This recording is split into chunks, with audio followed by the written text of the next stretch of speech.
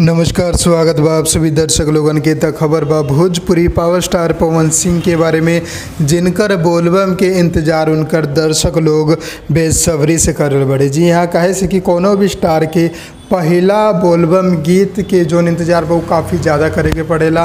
और ख़ास करके था पवन सिंह जी के, पवन सिंह का एंड टाइम पर ही अपन गाना सब रिलीज़ करेले। जैसे कि सावन शुरू होके में अब सिर्फ लगभग एक सप्ताह बाकी बा, और एक सप्ताह में ही आप लोगन के पवन सिंह के वीडियो देखे के मिली सावन के। काहे से कि खबर मिलल बा कि 5 से 6 गो उनकर गाना के रिकॉर्डिंग भइल बा, और काल एगो वीडियो गाना के भी शूटिंग कंप्लीट हो चुकल बा। जी हाँ, जो कि हमने के जानकारी मिलल बा।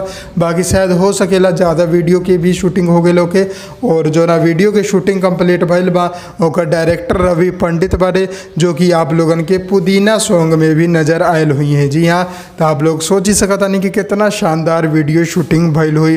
कॉमेडी खातिर वो बहुत ही बेहतर जानल जाले रवि पंडित जी।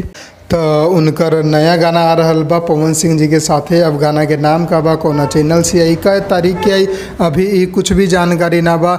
लेकिन ऐसन खबर हमें पता चलल बा कि सावन के शायद पहला सोमवारी से जस्ट 1-2 दिन पहले या एग्जैक्ट सोमवारी एतवार के ही ई गाना के रिलीज़ कल जाए। यानी कि आवे वाला जो अगला सप्ताह बा हे में आप लोगन के पावर स्टार पवन सिंह जी के पहला सावन के वीडियो गीत सुने के मिल जाए। जी हाँ, और ये जो वीडियो गीत हुई वो पहला जो गाना हुई वो सबसे बेस्ट हुई, जो ना के शूटिंग हो चुकल बा और आप सबके बीच में आ रहा बा।